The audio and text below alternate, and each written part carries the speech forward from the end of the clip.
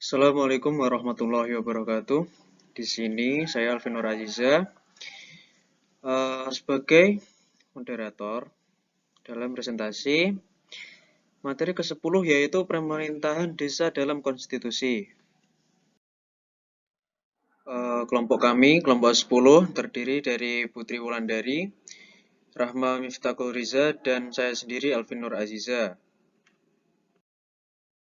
Langsung saja pada submateri pertama yaitu pengertian desa.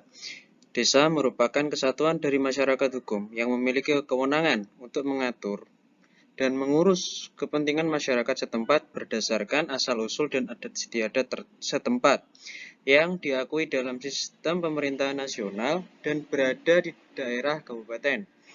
Desa juga dapat dikatakan sebagai suatu hasil perpaduan antara kegiatan sekelompok manusia dengan lingkungannya.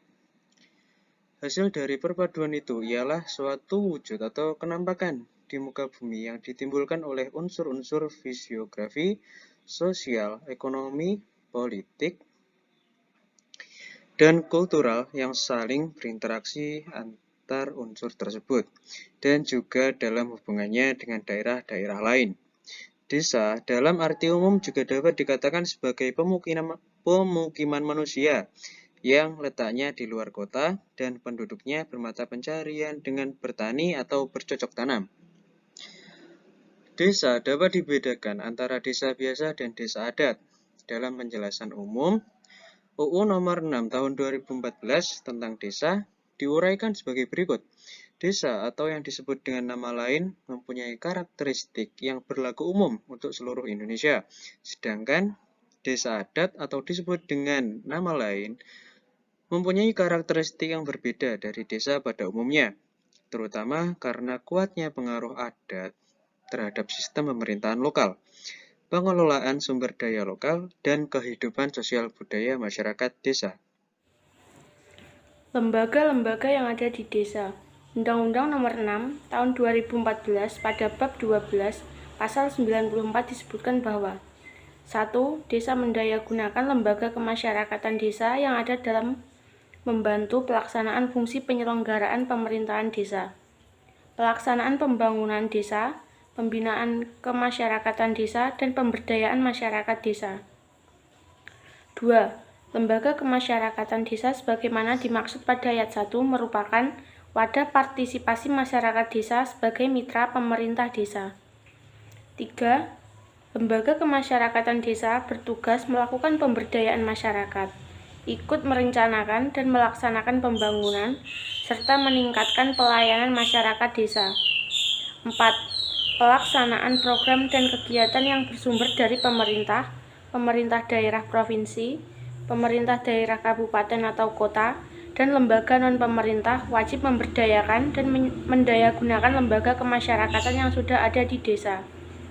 Undang-Undang Nomor 6 Tahun 2014 tentang desa terdapat 6 lembaga, yaitu 1. Pemerintahan desa, kepala desa serta perangkat desa, 2. Badan Permusyawaratan desa, 3. Lembaga adat, 4. Kerjasama antar desa, 5. Badan usaha milik desa.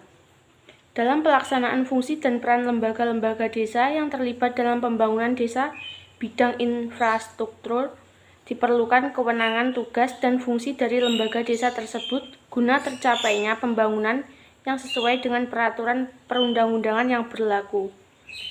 Peranan lembaga desa dalam pembangunan infrastruktur sangat berpengaruh besar dari mulai penyusunan RPJM desa, RKP desa, hingga APB desa, bahkan dalam forum-forum seperti musyawarah desa, musyawarah rencana pembangunan desa. Peran mereka sangat penting dalam rencana pembangunan infrastruktur desa dikarenakan merekalah yang berkaitan dengan masyarakat desa itu sendiri. Assalamualaikum warahmatullahi wabarakatuh. Di sini saya akan memaparkan materi tentang konstitusi yang ada di desa. Prinsip utama sebuah konstitusi harus terdapat 4 hal yang utama, yaitu 1. Fungsi litimatif atau pembatasan kekuasaan. Yaitu hal ini sangat penting guna mencegah terjadinya kecenderungan penyalahgunaan kekuasaan oleh pihak kuasa yang dominan serta agar terjaminnya konsep perimbangan kekuasaan. Yang kedua yaitu fungsi integratif, yaitu konstitusi menginginkan proses integrasi secara teritorial, yuridikasi, serta tata kelola dalam sebuah wilayah. Yang ketiga yaitu fungsi protektif atau memposisikan bahwa konstitusi harus mengatur prinsip dasar yang berkaitan dengan perlindungan terhadap hak-hak dasar kehidupan rakyat. Yang keempat adalah fungsi transformatif atau fungsi yang kemampuannya untuk melakukan rekayasa sosial dalam level ketatanegaraan serta komprehensif kontekstual sesuai dengan dinamika perkembangan zaman. Pada telaah di atas, sebuah konstitusi umumnya tidak berdasarkan dan berasaskan atas legitimasi kekuasaan organ negara, tetapi atas legitimasi masyarakat atau constituent power. Hal ini dikarenakan karena terbentuknya sebuah negara sebagai mekanisme lanjutan untuk membuat sifat konkret dari sebuah konsensus atau general agreement dari masyarakat. Sedangkan dasar keberadaan dan kedudukan konstitusi sebagai konstitusi adalah kesepakatan umum ataupun persetujuan bersama atau general konsensus sebelum munculnya sistem mekanisme yang disebut dengan negara. Jika melihat kajian tentang desa di Indonesia, sekurang-kurangnya akan menimbulkan 3 macam penafsiran atau pengertian, yaitu pengertian secara sosiologis, yaitu menggambarkan suatu bentuk kesatuan masyarakat atau komunitas penduduk yang tinggal dan menetap dalam suatu lingkungan yang diantara mereka saling mengenal dengan baik. Yang kedua yaitu pengertian secara ekonomi, sebagai suatu lingkungan masyarakat yang berusaha memenuhi kebutuhan sehari-hari dari apa yang disediakan oleh alam sekitarnya. Yang ketiga yaitu pengertian secara politis, yaitu di mana desa sebagai suatu organisasi pemerintahan atau kekuasaan yang secara politik memiliki wewenang tertentu karena merupakan bagian dari sebuah negara. Berdasarkan penjelasan di atas, dapat diverifikasi bahwa landasan desa dapat memiliki konstitusi. Di antaranya, 1. Sifatnya yang orisinalitas karena tidak menjadi subsistem dari negara Indonesia. 2. Kesamaan tujuan, nilai, dan perilaku yang ingin dan sudah tercapai.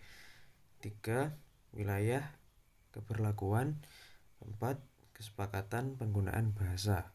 Sekian presentasi dari kelompok kami. Terima kasih. Mohon maaf bila ada salah-salah kata. Sekian. Assalamualaikum warahmatullahi wabarakatuh.